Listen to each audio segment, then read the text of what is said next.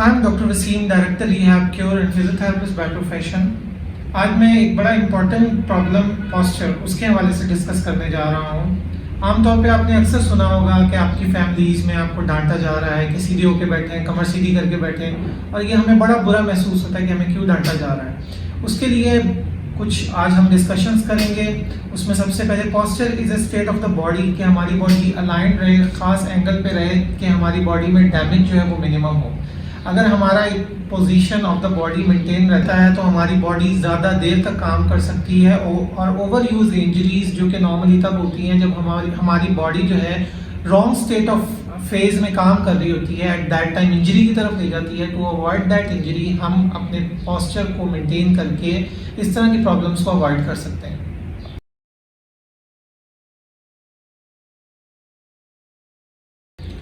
आमतौर पे bad posture जो है वो गलत एंगल्स पे बैठने से, जिसमें स्लाउचिंग पोजीशंस होती हैं, इसके अलावा गलत मोबाइल के एंगल्स पे यूज़ करना, जिसमें आपकी नेक जो है वो बहुत ज़्यादा फॉरवर्ड गई हुई हो, आपकी अपर बैक जो है वो राउंड कर्व में चली गई। अलॉन्ग विद दैट, अगर फॉर एग्जांपल आप खड़े हैं, स्टैंडिंग पोजीशन पे हैं, आप मोबाइल यूज़ कर रहे हैं, तो आपकी नेक जो है वो बहुत ज़्यादा आगे फॉरवर्ड फॉल की हुई हो। इसके अलावा बैक पैक्स जो है यूजुअली लोग पहनते हैं, उसमें जो है नॉर्मली वो बहुत ज़्यादा अपने शोल्डर्स को पुल करके रखते हैं, ओवर वेट लिफ्ट करना बॉडी के ऊपर। अगर आप अपने सोफ़ाज पे बैठे हुए हैं तो स्लाउचिंग पोजीशन में बैठ के सोफ़ा के ऊपर टीवी वगैरह देखना, लैपटॉप्स को यूज़ करना, अपने बेड्स के ऊपर लैपटॉप्स को यूज़ करना अपनी लैप पे रख के, तो ये वो तमाम चीज़ें हैं जिससे गलत पोस्चर डेवलप होता है।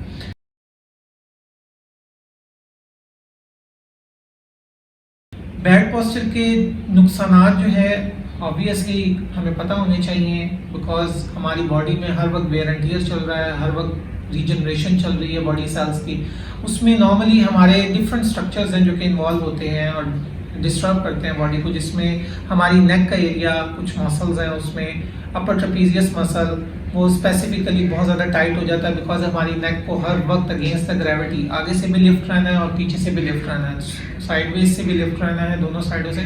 सो to maintain the neck in one position, या गेज अगर आपने स्टेबलाइज करनी है किसी पॉइंट पे जाके, एट दैट टाइम आपकी जो नेक है that should be in the maintain phase, और उसमें मसल्स जो है वो हर वक्त काम करते हैं। दूसरा ये आपकी बैक के मसल्स आ जाते हैं, मिडिल बैक के, लोअर बैक के, उनमें ऑब्वियसली हमारे मसल्स जो हैं कुछ फटीग में जा रहे होते हैं, और उस फटीग की वजह से वही मसल स्पैज़म्स होते हैं, बैक पेन्स लोगों को स्टार्ट हो जाती हैं। हम जिस बटक्स पे नॉर्मली हिप्स पे बैठते हैं, एट दैट टाइम हमारे वो मसल्स अगर गलत एंगल पे पड़े हुए हों तो उनमें स्पैज़म हो जाता है, और स्पैज़म की वजह से पेन आना शुरू हो जाती है हमारे नीज़ के अंदर, हमारी काफ्स के अंदर, एंकल के अंदर। So multiple structures are there जो कि बैड पोस्चर से इम्पैक्ट लेते हैं। एक और जो इम्पॉर्टेंट चीज़ है कि हमारी बॉडी, चेस्ट, हमारी पेल्विस, हमारा एब्डोमेन, इस पे भी बॉडी पे इम्पैक्ट आ रहा होता है बैड पोस्चर का।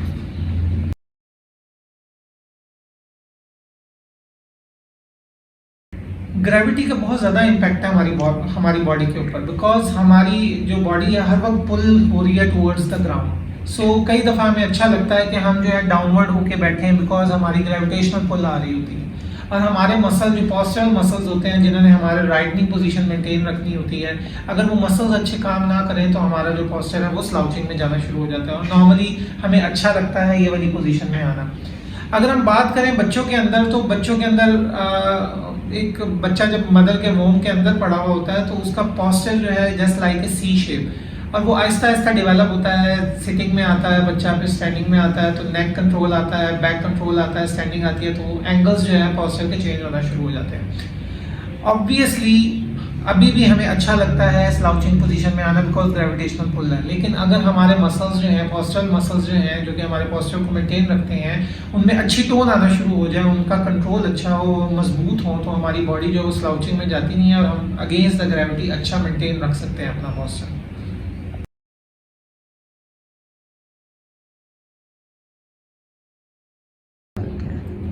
जैसे कि मैंने पहले डिस्कस किया कि बैड पोस्चर जो है वो हमारे लंग्स पे, हमारे डाइजेस्टिव सिस्टम पे, हमारे पेल्विस पे इम्पैक्ट करता है। लंग्स पे इस तरह से इम्पैक्ट करता है कि जो हमारी रिब्स हैं जो कि लंग्स के ऊपर पड़ी हुई हैं, जब हम बैड पोस्चर में जाते हैं तो उसमें होता यह है कि हमारी रिब्स जो हैं वो अपना स्पेस रिड्यूस कर देती हैं, एक रिब दूसरी रिब से स्पेस रिड्यूस कर देती है। और जब वो स्पेस रिड्यूस होता है अल्टीमेटली उसका नुकसान ये होता है कि हमारे जो लंग्स हैं उसमें एक्सपेंशन जो है वो प्रॉपर होती नहीं है और डिफ्लेट वो सही होते नहीं है। एज अ रिजल्ट हमारे लंग्स जो हैं वो कॉम्प्रोमाइज़ होना शुरू हो जाते हैं, हमारी बॉडी में हमारे हार्ट के ऊपर ऑक्सीजनेशन जो है वो अच्छी आती नहीं है, हमारी बॉडी को नुकसान आता है। अगर डाइजेस्टिव सिस्टम की बात करें तो डाइजेस्टिव सिस्टम हमारा हर वक्त जो है वो काम कर रहा होता है, हमारा हर डाइजेस्टिव ऑर्गन जो है वो एक खास मूवमेंट परफॉर्म कर रहा है। जब हमारे गलत एंगल्स होते हैं, गलत पॉस्चर्स होते हैं, एट दैट टाइम हमारे डाइजेस्टिव ऑर्गन्स जो है वो कंप्रेशन में जाते हैं, दबाव में आते हैं, तो उनका भी हमें नुकसान आ रहा होता है। फीमेल्स में स्पेसिफिकली पेल्विस एक बहुत इंपॉर्टेंट ऑर्गन है जिसमें बहुत सारे स्ट्रक्चर्स जो हैं वो चेंजेस इंट्रोड्यूस करवा रहे होते हैं continuously with in a month. तो उसमें अगर फीमेल का पॉस्चर अच्छा नहीं होगा तो कभी हिप की मैल अलाइनमेंट्स आ जाएंगी, कभी जो हिप बोन है उनमें चेंज आ जाएगा, आपके पेल्विक ऑर्गन जो है उनमें चेंज आना शुरू हो जाएगा और आपके तमाम प्रोसेस जो है बॉडी के वो ख़राब होना शुरू हो जाएंगे, हार्मोनल चेंजेस आना शुरू हो जाएंगे। लास्ट बट नॉट लीस्ट अगर हम बात करें तो हमारा ब्रेन जो है, अगर हमारा गलत पॉस्चर होगा तो हमारा ब्रेन और हमारा इमोशनल सिस्टम बहुत ज़्यादा कंप्रोमाइज़ होता है, हमारे ब्रेन पे ओवरलोडिंग आ रही होती है और उस ओवरलोडिंग की वजह से हमें बहुत ज़्यादा गुस्सा आता है। गलत पॉस्चर की वजह से हमारे पट्टे चुके अकड़े होते हैं, हमारे ब्रेन के अंदर हमारे स्कल के ऊपर बहुत ज़्यादा जो है लोड आ रहा होता है मसल पुल की वजह से। उसकी वजह से हमारे इंक्रीज इमोशनल स्टेट में आने की वजह से हम कई दफ़ा रिएक्टिव हो जाते हैं और एंगरनेस हमारे अंदर आना शुरू हो जाती है। सो गुड पॉस्चर जो है अल्टीमेटली इन तमाम प्रॉब्लम्स को अवॉइड करवाता है।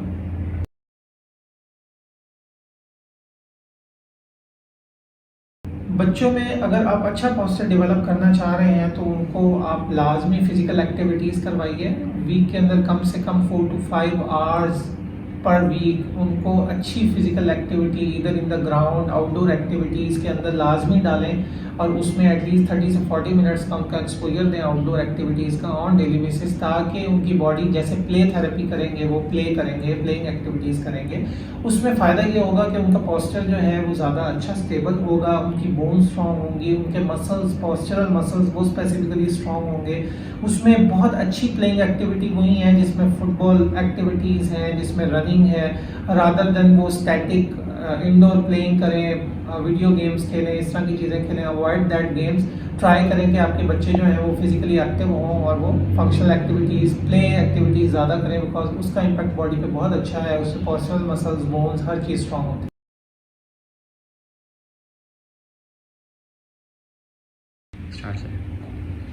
नॉर्मली अगर आप लैपटॉप यूज़ कर रहे हैं तो लैपटॉप यूज़ करने के दौरान आपकी नेक जो है वो बिल्कुल स्ट्रेट होनी चाहिए और आपकी जो लैपटॉप की स्क्रीन है that should be at a specific height के आपकी आइज़ जो है वो मिडल ऑफ द स्क्रीन के ऊपर हों। और इसके अलावा जो है आपके आर्म्स जो है वो रेस्ट हों टू ऑन द इधर ऑन द टेबल और on the arm rest of the chair. इसके अलावा कीप इन माइंड कि आपने लॉन्ग ड्यूरेशन के लिए गेज को मेंटेन नहीं रखना। मैक्सिमम 20-25 मिनट तक आप लैपटॉप की स्क्रीन में अगर एंगेज रहते हैं तो ट्राई करें कि अपना एनवायरनमेंट थोड़ा सा चेंज करें या आप किसी और ऑब्जेक्ट के ऊपर देखना शुरू कर दें, ताकि अल्टीमेटली आपका बहुत ज़्यादा ओवरलोड विजुअल ओवरलोड जो है वो मसल्स को स्ट्रेन ना करें। अगर हम मोबाइल यूज़ कर रहे हैं तो इन दैट केस आप कोशिश करें कि आपकी नेक जो है वो बहुत ज़्यादा फॉरवर्ड बेंडिंग में ना जाए, बिकॉज बहुत ज़्यादा फॉरवर्ड बेंडिंग का नुकसान ये होता है कि आपके नेक के मसल्स जो हैं वो ओवर स्ट्रेच होना शुरू हो जाते हैं। तो ओवर स्ट्रेचिंग की वजह से उन पर लोड बढ़ता है जो कि मैक्सिमम लोड होता है हमारे मसल के ऊपर। एट दैट टाइम जब हम लोड दे रहे होते हैं तो हमारे मसल फटीग में जाते हैं और स्वेयर पेन आना शुरू हो जाता है, या हमारी रिब्स जो हैं वो अपनी जगह छोड़ के एक नया एंगल मेंटेन रख लेती हैं जिसे हम सबलक्सेशन कहते हैं। तो उस चीज़ को अवॉइड करने के लिए ट्राई करें कि आपकी नेक एक प्रॉपर हाइट पे हो। मोबाइल को आपने ऐसे एंगल पे रखना है कि आपकी एल्बोज जो हैं वो एटलीस्ट सपोर्टेड हो, या आप पिलो के ऊपर जो अपने आर्म्स रखें और उसके बाद मोबाइल को यूज़ करें ताकि नेक बहुत ज़्यादा फॉरवर्ड बेंडिंग या स्लाउचिंग में ना आ जाए। Along with that keep in mind अगर आप टीवी देख रहे हैं, आप सोफा पे बैठे हुए हैं, तो आपकी बैक जो है that should be fixed with the chair. आपकी जो चेयर की पोजीशन है वो इस तरह से होनी चाहिए कि बैक और चेयर में जो है फासला ज़्यादा ना हो। आपकी हिप और पेल्विस जो है वो डायरेक्टली अटैच हो चेयर के साथ, आपके फुट जो है वो सपोर्ट हो चेयर के ऊपर। आपकी जो नी और हिप का एंगल है दैट शुड बी स्ट्रेट और थोड़ा 10 डिग्री डाउनवर्ड हो नी हिप से, रादर देन नीज जो है वो हिप से ऊपर हो। कोशिश करें मूवेबल चेयर्स यूज़ करें rather than fix chair use करें। कार के अंदर अगर आप पोस्चर मेंटेन रखना चाह रहे हैं तो कीप इन माइंड कि आपका कार में पोस्चर इस तरह से हो कि आपकी back that should be around 20 degree incline, बहुत ज़्यादा उसमें इंक्लिनेशन नहीं होनी चाहिए। डिस्टेंस बहुत ज़्यादा अपने लेग्स से गियर का और अपनी चेयर का नहीं रखना, बिकॉज उसमें भी आपके जो फुट है वो बहुत ज़्यादा फॉरवर्ड बेंडिंग में जाता है। स्लीपिंग पोस्चर की अगर हम बात करें तो स्लीपिंग पोस्चर में आपने जब लेटना है तो भीतर है साइडवेज लेटें। साइडवेज लेटने के साथ साथ आप पिलो इतना रखेंगे कि आपका ईयर टू शोल्डर जो डिस्टेंस है that should be maintain properly, और आपके नीज के नीचे भी एक पिलो होगा और आपके जो अपर आर्म है जो कि ऊपर की तरफ है, जो साइड पे जब आप लेटे हुए हैं तो उसके ऊपर भी पिलो मौजूद होना चाहिए जिसके ऊपर वो आर्म रेस्ट आप प्रॉपर कर सकें।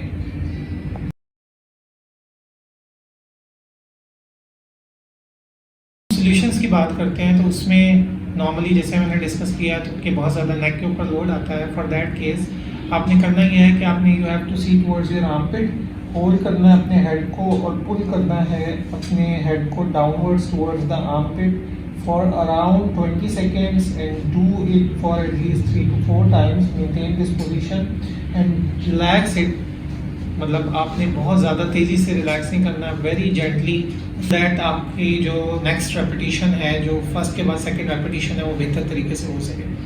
अलॉन्ग विद दैट जहाँ तक बात है चेस्ट की, तो आपने अपने शोल्डर्स को अपार्ट करने के लिए you have to take your arms backward, maintain this position for 15 to 20 seconds and then relax slowly and gently. ये सेकंड एक्सरसाइज है जो कि आपके चेस्ट के लिए है। इन द सेम वे अगर हम बैक की बात करें, हमारे जो अपर बैक के मसल्स हैं उसके लिए you have to curl your hands in a way, और दोनों शोल्डर्स पे हाथ रखे आपने फॉरवर्ड शोल्डर्स को पुल करना है और होल्ड करना है इस पोजीशन को भी 15 to 20 seconds और जेंटली फिर रिलैक्स कर देना है। सो ये 3 एक्सरसाइजेज नेक अपर बैक के लिए हैं। जहाँ तक बात है चेस्ट की, ब्रीदिंग इम्पीड होती है उसके लिए आपने ब्रीदिंग प्रॉपर करनी है, नेजल ब्रीदिंग करेंगे। नेजल ब्रीदिंग का क्या तरीकाकार होगा कि आपने नाक से इनहेल करना है, मैक्सिमम इनहेल करना है, काउंट करना है एटलीस्ट 7 to 10 सेकेंड का, 1 2 3 बेशक काउंट कर लें 7 to 10 टाइम्स। जब काउंट कर लेंगे आप तो after that you have to hold the breath, जैसे मैं अभी अगेन इसको रिपीट करने लगा हूँ।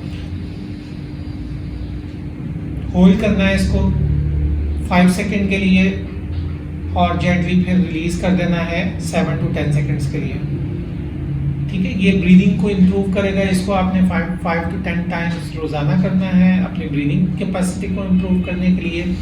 अगर हम एब्डोमेन की बात करें तो एब्डोमेन के अंदर हमारे सबसे पहले एक मसल आता है, ब्रीदिंग मसल, जो डायाफ्राम है। डायाफ्राम के नीचे जो है हमारे सारे एब्डोमिनल कंटेंट्स पड़े हुए हैं। फॉर दैट आपने करना ये है कि आपने जो रिब्स के एंगल्स हैं उसके ऊपर हाथ रखना है, मेंटेन दिस पोजीशन, हाथ को थोड़ा सा इनवर्ड ले जाएं और उसके बाद आपने इन स्ट्रक्चर्स को पुल करना है अ बिट डाउनवर्ड। 2 तरीके हैं करने के, एक तो आप हाथ की जो निचली साइड है जहाँ लिटिल फिंगर है उसको रख के प्लेस और नीचे की तरफ पुल कर सकते हैं as if I am doing, और उसके बाद डीप इनहेलेशन करनी है।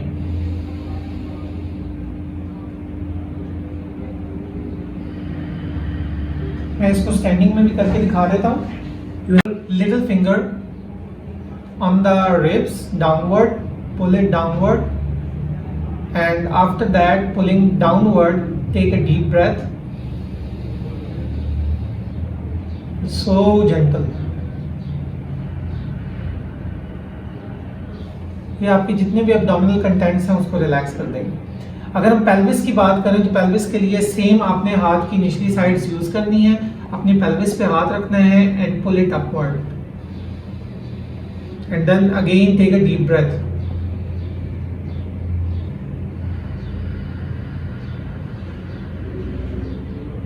डू इट अगेन, और आपने इसको 5 to 10 टाइम्स करना है।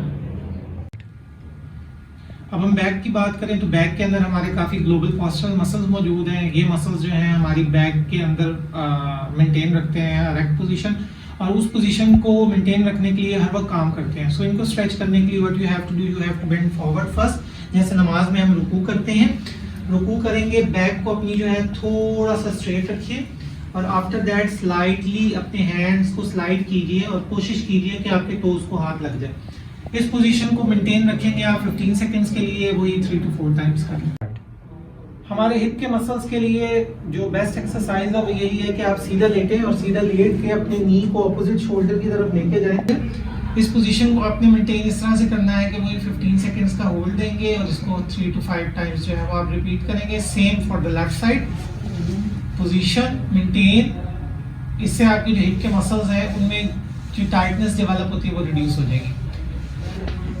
कुछ एक्सरसाइजेज जो आपके थाई के मसल्स के लिए है, ये भी पॉस्चरल मसल्स हैं। इनके लिए आपने करना ये है कि आपने जो है उल्टा लेटना है। उल्टा लेटने के बाद आप ये पोजीशन आप मेंटेन करेंगे फॉर 15 सेकंड्स। ये करनी किस तरह से है कि आपने अपनी हील जो है वो हिप की तरफ लेके जानी है, इसको पुल करना है और पुल करके रखना है फॉर 15 सेकंड्स। अगर आप इसको मेंटेन रखेंगे तो अल्टीमेटली आपके जो थाई के फ्रंट साइड के मसल्स हैं वो स्ट्रेच होंगे और जैसे ही वो स्ट्रेच होंगे तो आपका एक और पॉस्चरल मसल जो है ये भी रिलैक्स हो जाएगा। इस तमाम एक्टिविटी को अगर आप रोज़ाना करते हैं तो आई होप कि आपकी बॉडी जो है एक बहुत अच्छा पॉस्चर मेंटेन रख लेगी और अल्टीमेटली आपकी बॉडी में जो स्ट्रेसेस हैं वो रिड्यूस हो जाएंगे। आई होप आपको ये वीडियो इन्फॉर्मेटिव लगी होगी। भी काम कीजिए। आपको मज़ीद अगर इस तरह की इन्फॉर्मेशन चाहिए तो हमारी कुछ वीडियोस बनी हुई हैं, सिटिंग कैसे करनी है, स्लीपिंग कैसे करनी है, वेट को लिफ्ट कैसे करना है, आप ये वीडियोस देख सकते हैं और अल्टीमेटली जो है मज़ीद अब हमारे चैनल से बेनिफिट ले सकते हैं। अगर आप अपने पोस्चर के हवाले से कोई भी इन्फॉर्मेशन लेना चाहते हैं आप हमें कमेंट कर सकते हैं। हम आपकी प्रॉब्लम कस्टमाइज देख के आपको उस हवाले से फ्री ऑफ कॉस्ट गाइड कर सकते हैं।